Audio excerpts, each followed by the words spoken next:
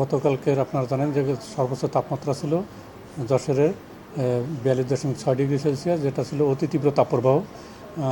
যশোর ছাড়াও চুয়াডাঙ্গা এবং পাবনাতেও অতি তীব্র তাপপ্রবাহ বিদ্যমান ছিল। আর ঢাকা, রাজশাহী এবং খুলনা বিভাগের বেশ কিছু জেলাতেই তীব্র তাপপ্রবাহ বিদ্যমান ছিল। আর ওভারঅল বললে সারা দেশের অবস্থাটাই একটু যে মানুষের অস্বস্তিকর অবস্থা ছিল, যেটা আজকেরও তাপমাত্রা, সর্বোচ্চ তাপমাত্রা যেটা গতকালকের ছিল সেটার ওইরকমই কাছাকাছি থাকার সম্ভাবনা রয়েছে। তবে রংপুর বিভাগে গতকালকে যেহেতু তাপমাত্রা অনেক কম ছিল, অর্থাৎ তাপপ্রবাহ ছিল না, সেখানে আজকে তাপমাত্রা বৃদ্ধি পেয়ে 1 থেকে 2 ডিগ্রি সেলসিয়াস বৃদ্ধি পেয়ে এটা তাপপ্রবাহের মধ্যে চলে আসার সম্ভাবনা রয়েছে। গতকালকের পাবনা, চুয়াডাঙ্গা এবং যশোরে অতি তীব্র তাপপ্রবাহ বিদ্যমান ছিল, অর্থাৎ সবচেয়ে বেশি তাপমাত্রা ছিল যশোরে 42.6 ডিগ্রি সেলসিয়াস। ঢাকার কথা যদি বলি, সেক্ষেত্রে ঢাকার মানে রংপুরে যদি আপনার সম্ভাবনা আজকের 1 থেকে 2 ডিগ্রি সেলসিয়াস বৃদ্ধি পাওয়ার সম্ভাবনা। রংপুর ব্যতীত অন্যান্য যে বিভাগ আছে ঢাকাসহ সবগুলোতেই তাপমাত্রা গতকালকের মতোই কাছাকাছি থাকার সম্ভাবনা রয়েছে, 2-1 জায়গায় কিছুটা কমতে পারে।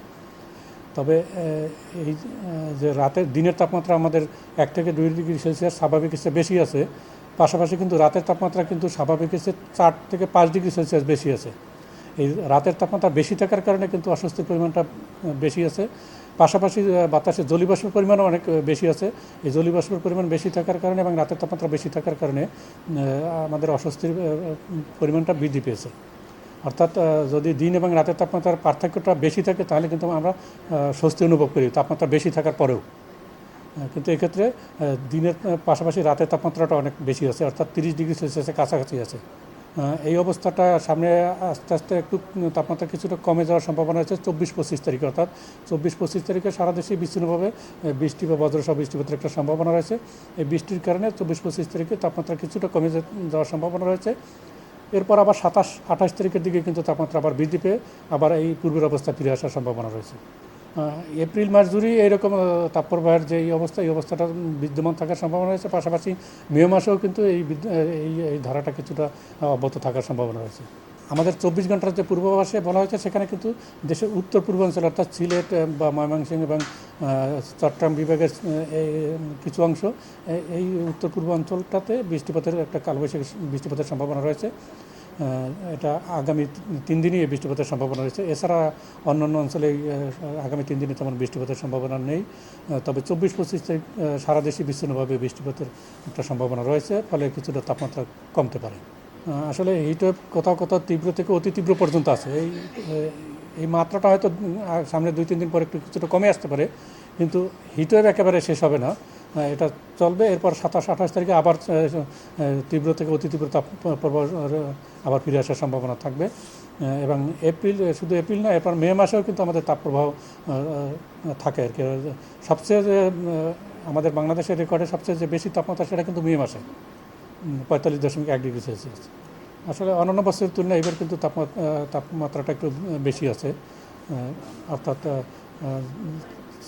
সিভিয়ার থেকে ভেরি সিভিয়ার তাপপ্রবাহ বিদ্যমান আছে। আমরা যদি আমাদের যে স্বাভাবিক তাপমাত্রা যেটা হিসাব করা আছে, সেটা কিন্তু আমাদের 1971 থেকে 2000 সাল পর্যন্ত 30 বছরের গড়। পরবর্তী 30 বছরে আমরা হিসাব করে দেখছি যে আসলে তাপমাত্রা পরিমাণটা কিন্তু বৃদ্ধি পেয়েছে সেই তাপমাত্রার আগের তুলনায়। আসলে আমরা আমরা তো আসলে বাংলাদেশ নিয়ে কাজ করি, আমরা বৈশ্বিকে মানে টোটাল বিশ্ব নিয়ে কাজ করলে সেটা বিশ্ব আবহাওয়া সংস্থা আছে, তারা রিপোর্ট দিবে। এটা বাংলাদেশে আমাদের তাপমাত্রা আগের পূর্ববর্তী বছরগুলোর তুলনায় কিন্তু বর্তমান বছরগুলোতে কিন্তু তাপমাত্রা বেড়েছে। আমরা সেই হিসাবটা আপনারা হয়তো শীঘ্র পাবেন, অথবা আমাদের যে 30 বছরের যে স্বাভাবিক তাপমাত্রা আগে যেটা ছিল, সেটা কিন্তু আরও বৃদ্ধি পেয়েছে, এবং সেটা আমাদের ওয়েবসাইটে আপনারা পাবেন হয়তো, এটা আরও ফাইনাল হওয়ার পরে। অর্থাৎ এই যে জলবায়ুতে বায়ুমণ্ডলে প্লাস্টিকের যে বজ্র যদি পোড়ানো হয়, তাহলে কিন্তু কার্বন ডাইঅক্সাইডের পরিমাণ বৃদ্ধি পায়। আর আপনারা জানেন কার্বন ডাইঅক্সাইড একটা গ্রিন হাউস গ্যাস।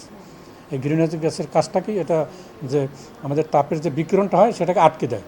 আটকে দিলে কী হয়, সার্বিকভাবে আরও তাপমাত্রা বৃদ্ধি পায়। ফলে এটার একটা ভূমিকা আছে। এই যত ধরনের গ্রিন হাউস গ্যাস আছে, এই সব গ্রিন হাউস গ্যাসই কিন্তু তাপমাত্রা বৃদ্ধির জন্য একটা দায়ী আর কি। অবশ্যই এটা কিন্তু তাপমাত্রা বৃদ্ধির জন্য দায়ী। পাশাপাশি আপনারা জানেন যে সবুজ যে গাছপালা, এরা কিন্তু আমরা যখন কার্বন ডাইঅক্সাইড ছেড়ে দিই, কার্বন ডাইঅক্সাইডটা একটা গ্রিনহাউস গ্যাস, অর্থাৎ তাপমাত্রাকে আটকে দেয়। তো এই কার্বন ডাইঅক্সাইডের পরিমাণ যদি স্বাভাবিক অবস্থায় থাকে, সে কিন্তু তাপমাত্রা আমাদের স্বাভাবিক অবস্থা ধরে রাখে।